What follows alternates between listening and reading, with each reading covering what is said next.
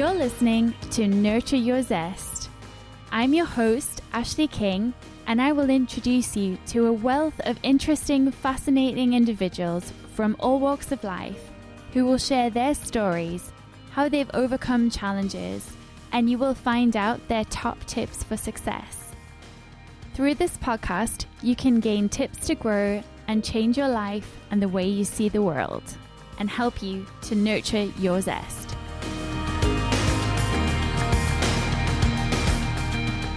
Hello, thank you for joining me today. My name is Ashleigh, and I'm so excited that you've tuned in for my podcast. Today, I'm joined in the studio by Tim Lozinski, and I'll let Tim introduce himself now.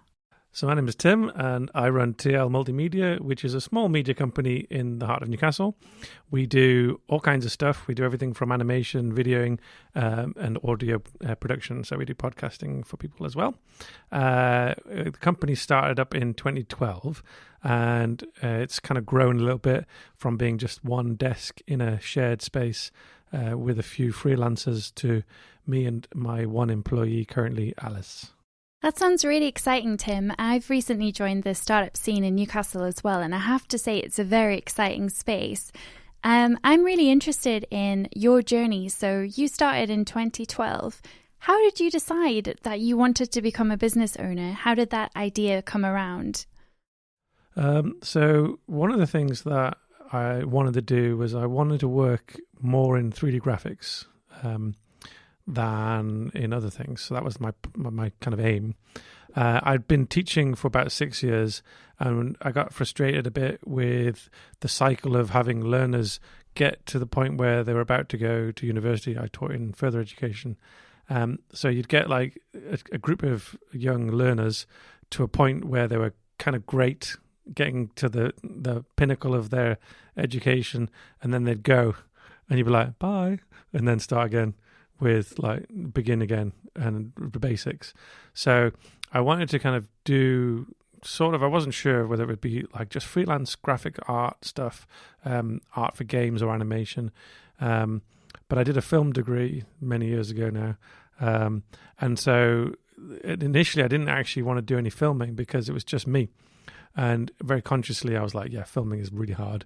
Just doing some art as part of a collaborative team, some 3D modeling and some textures and whatever else that's necessary, that was fairly straightforward. And even doing maybe some editing, but just doing the whole like kind of we do videos and then going to shoot on your own, it's just not possible. You can't have a one-person film crew, really.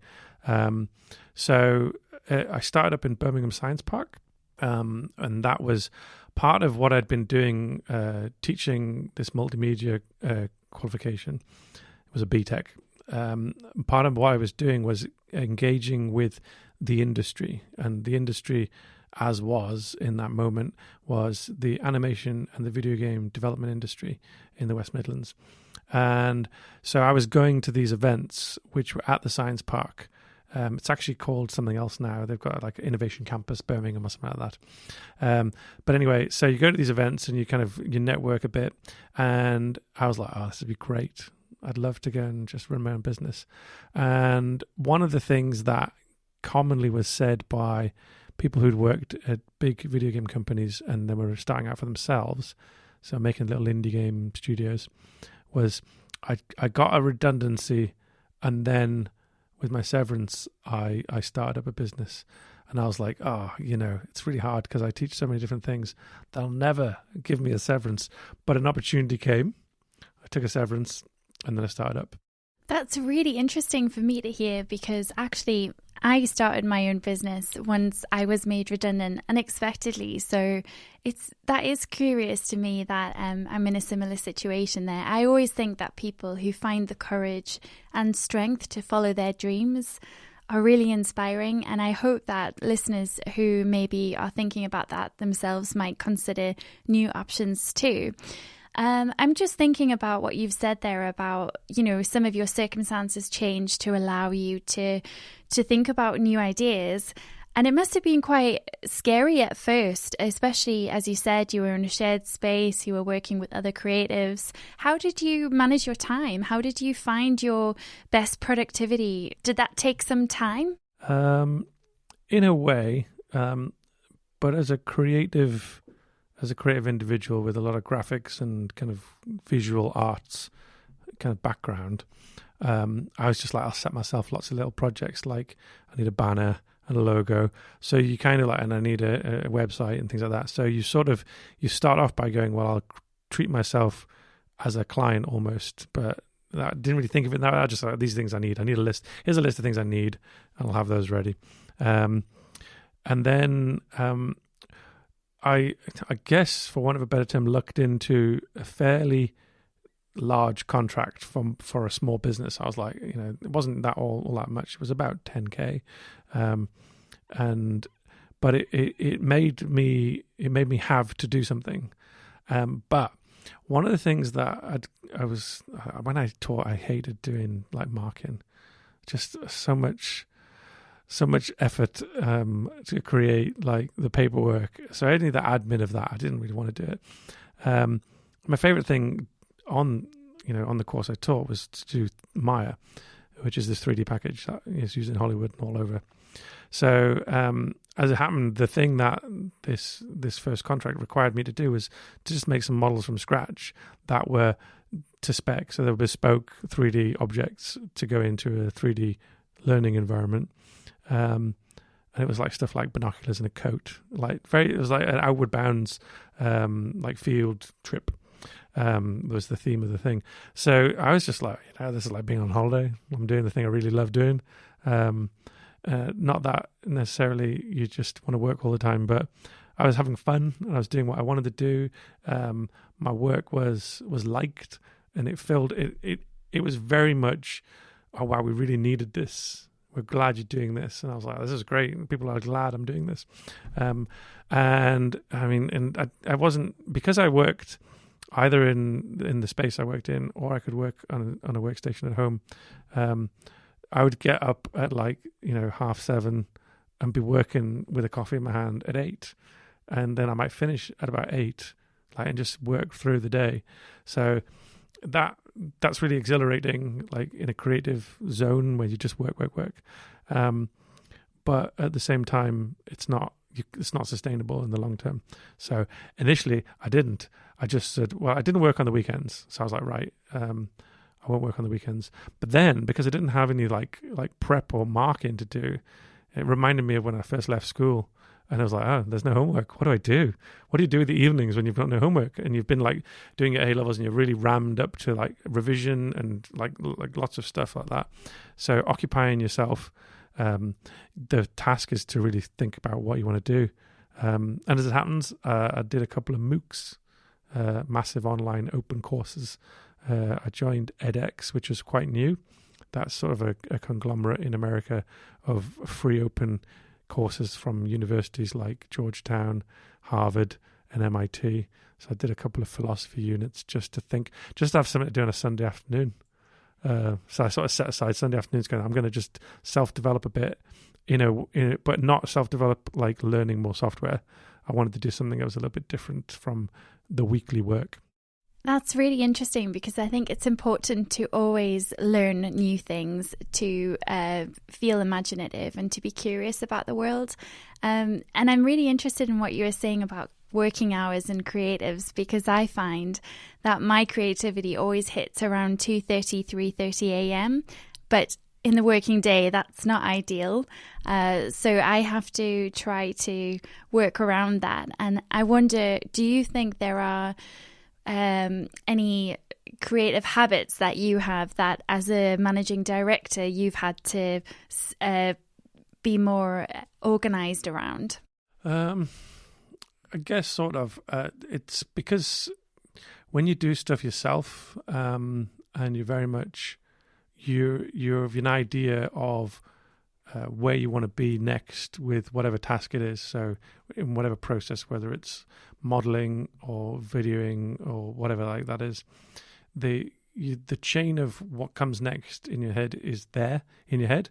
But once you start working with other people, particularly employing, because then you're like, all right, what do I do in order to enable you and to create like a momentum, rather than like initially when I had I had 2 interns. They were partially funded by Northumbria University. So I had Sammy and Alice. And I was like, oh, I need to give them things to do. And part of what I'd done as a teacher made that okay, because like running courses or like delivering units and projects in a creative media course is not that much different. It's just there's no marketing. It's great. So in some ways I was like, all right, I just need to give them the tool sets and then get them going, and steer them a bit more, because you need to give them a little bit less steering, I think, on a vocational course. You want them to do their own creative thing. Whereas actually in reality, which is unfortunate because it's a vocational course, in reality, you really want to make sure that the vision that is given, it's like, this is what we're going to do. Don't do it like in a way that I don't want, particularly when you know what the client wants and you don't want like to go off piste. But yeah, so the difficulty I had was in trying to work out a process where there would be something to do for everyone at all times, or nearly all the time. And then, because one person will become the bottleneck then, and it's really stressful for that person. So if you're like, you've got to do this, and then everyone else is like waiting for you to finish to do the next step, then that can become quite challenging. But one of the hardest things for me was letting go of a license for the most expensive software. It's like, I don't, like, I've hired an animator. Why would I hold on to the animation software and not let them have it? And so it was like, okay, they can have that license. And then I'm just like, yeah, I've got to do other things. But I think if the project's not too big, then you can actually kind of shift around a bit. But it's been a learning curve for me as a boss. And the idea of just being a boss as well is a little bit alien. Having said that, that's kind of one of the reasons I want to start my business. Not so I can boss other people around, so I can be my own boss. I think there's nothing better than being your own boss. And actually, speaking of being your own boss, you actually wrote a book. Would you like to tell us a little bit about The Orange Boss? How did it come around? So we are sometimes left with a bit of time on our hands, and that happens. You get quiet periods. Sometimes the quiet period comes in August. Sometimes it comes in like December, because people, they don't want to start projects in those times. So unless you kind of have a project to finish during that, you end up with it kicking about a bit. And then I was kind of like, well, what will we do to fill in this like early December, kind of late November time? And I thought like I could write like kind of like do like these Instagram like kind of almost like image macros of like, you know, inspirational quotes or something, just like hints and tips or something like that. And or do a blog where I kind of like outline something. And then I was like, you know what? It's like, I don't want to do that. It's just, you can get creative with it, but I just thought, well, you know what? We could just do this as a book. And then we just, so we being me and Alice, I was like, Alice, do you want to learn how to use InDesign? And I've taught that in the past. I'm like, I'll show you how to use InDesign. It's one of the apps we've got and you haven't used it before. So we'll lay out a book and then we'll just follow almost no rules. Like there's no, like one person did cotton on to the format of the book and said, this is a bit like such and such. And I don't want to compare myself to such and such, like some philosopher. But they pegged it and they were like, this is a lot like that. And I was like, actually, yeah, I was kind of taking inspiration from that. So I was really pleased that someone had spotted that. And I didn't think they would, because I didn't think it was comparative, really. But yeah, so it's just like, what have I got to say about what I've done throughout my life? And so the theme of the Orange Boss, the reason it's called the Orange Boss is just because I had an orange or a yellow hat when we were at VentureFest and we won an award there. And I was like, you know what? So like we won an award, what are we going to do next month? And so let's do this. And I wanted it to be a self-contained project that wouldn't just die a death. Like it's easy to come up with loads of little short started projects that are too large in scope. And I was like, look, this needs to be manageable. So just 60 pages, that's the limit of this format of book. We've maxed out the printer's ability to print in this format. Like if you had a different spine, it would work like with more pages, but it was like, right, but that's our limit. This is the maximum we can do. And and dividing it rather than having like chapters and chapters of things to say and like kind of this and that, or filling in loads of waffle, like just like fill it, and then like there's like a few gems in the book. It's just like, here, there's a pithy quote, which is self-derived. It's not like we're quoting anyone else. And then something about what I've just said. And we even jumbled them up a bit. So there is a thread going through the book. It starts, there's a theme of being a shopkeeper. Everyone's really a shopkeeper if they're running a business, even if they don't have a shop front. I spent a lot of time working in retail. I used to work for Jessop's. Almost every job I had prior to teaching was retail. I guess that's what happens when you do a film degree. I mean, camera shops was an appropriate kind of venue. But so basically I was like, look, like what do you do when you do, how you manage a shop? And how different is it to running a business that isn't a shop? And really it's not. It's just your context's changed. And then also it was kind of a partnership with Alice, although she was doing the visuals rather than any of the writing. But a partnership of saying like, look, this is what I think it's like to be a good person running a business. So there's a bit of ethics in there. I guess those philosophy MOOCs kind of rubbed off on me. And like, what is your vision for the future as well? So basically, the whole thing has got a sort of opening and closing, like kind of to the shop. So towards the end of the book, it's more about like, what is your end game? What will you do when you're not running this business anymore? Like, because you can't run it forever. Like, I don't know if everyone who runs businesses has a vision for when they'll leave. Some people have what they call exit strategy. They want to sell up to one of the big tech companies, perhaps. But basically, it's like, what are you doing this for? Like, when will it end?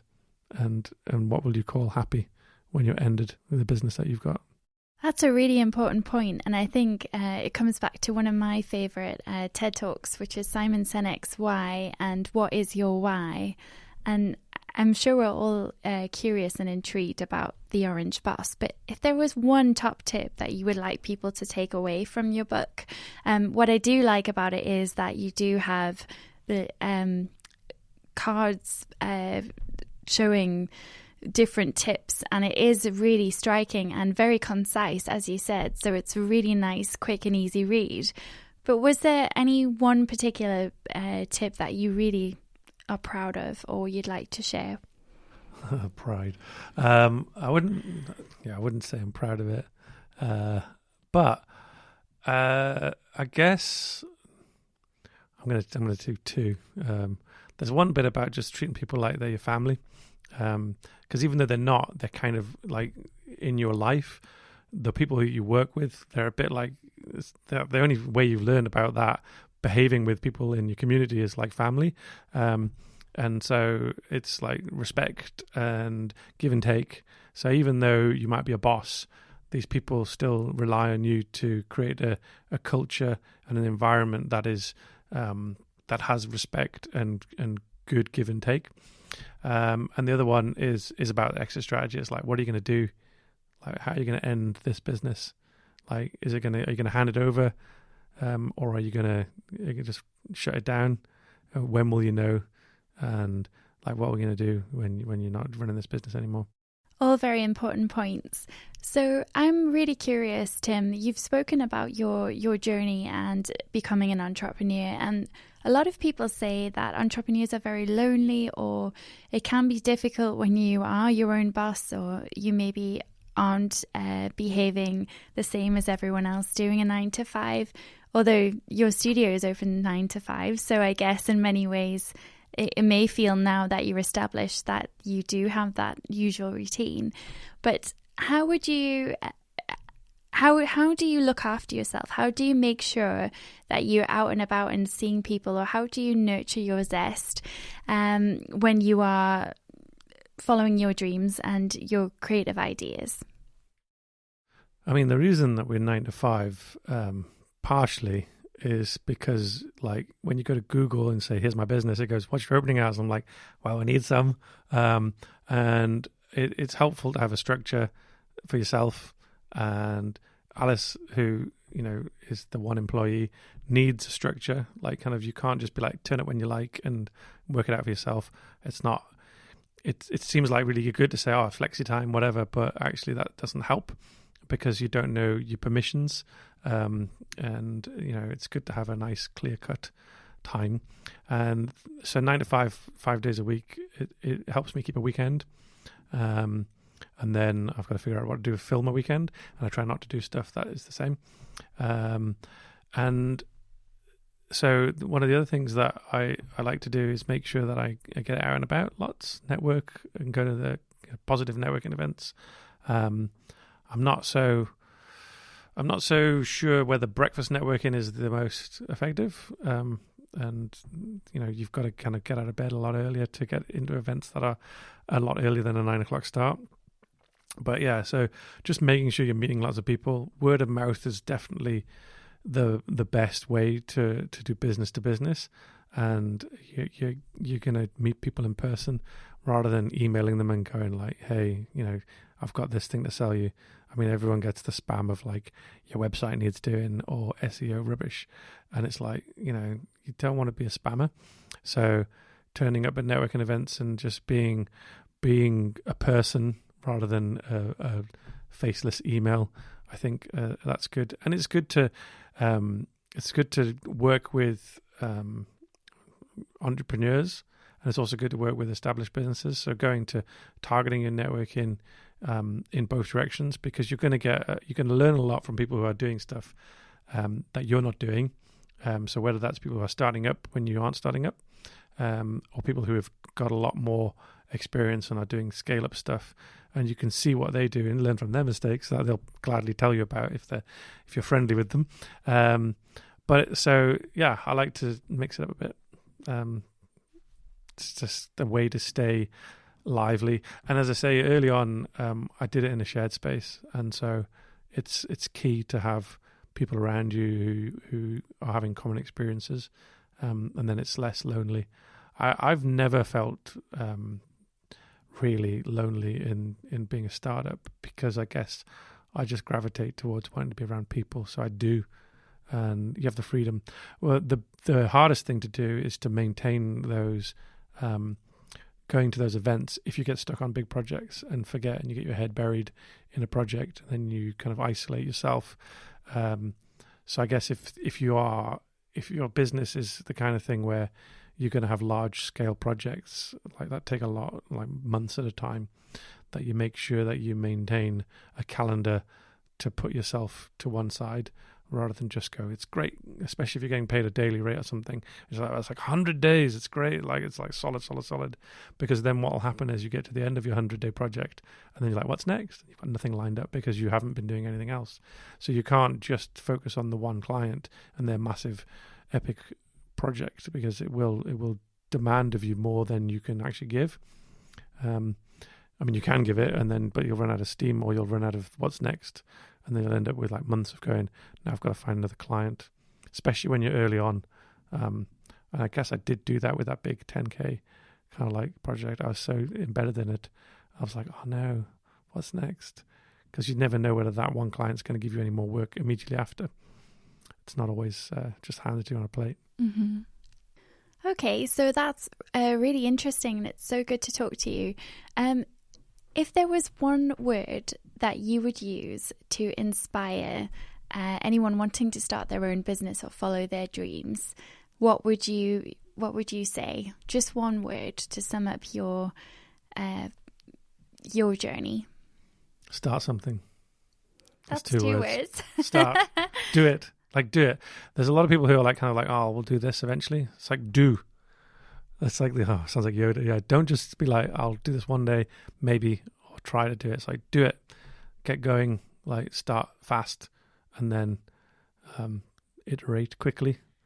It's a really important point, actually. I don't know if you've noticed this, but I have certainly seen this myself, and also watched others say this. But many times you might be held back thinking, well, this isn't ready yet, or that element isn't ready, or a particular campaign isn't quite right. And actually what I've sometimes seen is that there are people already doing what I want to do. And actually, you've got to just get yourself out there and just give it a go. Yeah, it's funny. I mean, it's kind of like all self-concepts and self-perceptions. People often worry that their appearance is not as they would like it to be. But I launched at a conference in the Science Park, and it just happened to be that a confluence of events, like this event's happening and my business is going to start now. And I did those things. I had the banners and I had the business cards, and I did a few iron-on transfer T-shirts for a couple of students who were doing some placement work with me. They were like animation students doing the business module. And so I was like, yeah, you guys just come in and just like, learn a bit about doing this. And so I had it looked like a big team, and I had a banner. And I remember one of the guys who'd worked, I think, in a big computer game company, but he'd started out for himself, and he was developing and developing and developing. So he's on this game, but he hadn't actually done any launches or anything like that. And so he's like, what have you done? And I was like, we've done nothing. We just started. And he's like, but you've got like a banner and a team. And his perception was like we were really on it because we'd launched a company, but without any actual product, because it was more of a service thing. So he had his head in product launch, and it wasn't going to happen for months and months. So he felt really behind, even though he'd been working at it for ages. And I mean, there's nothing wrong with what he was doing. Eventually his game's going to come out, but he had this perception, and I was surprised by his perception, because I was like, this is just second nature to make this kind of banner stuff and have basically booth art and a bunch of like kind of little test animations. So don't worry about whether you look like you're on form or anything like that. It's like you're new, and if anyone finds out you're new, then like it's not going to be, as long as you haven't misrepresented and been like, look at all the marvelous things we've done, and faking it a bit too much. It's not faking it to have like the bare essentials of stationery, and you just be upfront about who you are. And if someone wants to know what you've done, then you have only the history that you do have. Just tell them and present yourself as smartly as you can. Don't worry about appearances too much. That's such important advice. Thank you, Tim. I hope that's going to be really inspiring to our listeners who are in similar situations. Perception really is everything, and I think it's so interesting that we're all at different times in our life, and we're all at different stages in our journey. So just to wrap this up, one last thing to ask you, Tim, is where can people find out more about you? How will they know more about you and your journey? Okay, so you can find us on LinkedIn. I don't really do the company page so much. That's sort of I don't really have time for that. But Tim Lozinski on LinkedIn, at TL Multimedia on Twitter, and we've got a website, tlmultimedia.co.uk. And you can also find us on Google, Find My Business. That's wonderful, and great to give a shout out to Google there. After chatting to Tim, you might be intrigued about his book, The Orange Boss, and I'm delighted to share that we will be doing a giveaway of one of his books. To enter for a chance, all you need to do is pay attention to the details in the description accompanying this podcast, and we will be doing a giveaway. Thank you. Thanks. You've been listening to Nurture Your Zest. You can find us online on Facebook, Twitter, Instagram, and LinkedIn at Nurture Your Zest. If you've liked today, please subscribe. You can also leave us a review if you're feeling extra kind. Today's podcast has been made available through the kind sponsorship of TL Multimedia and That Branding Company. We look forward to catching up with you again soon as you learn to nurture your zest.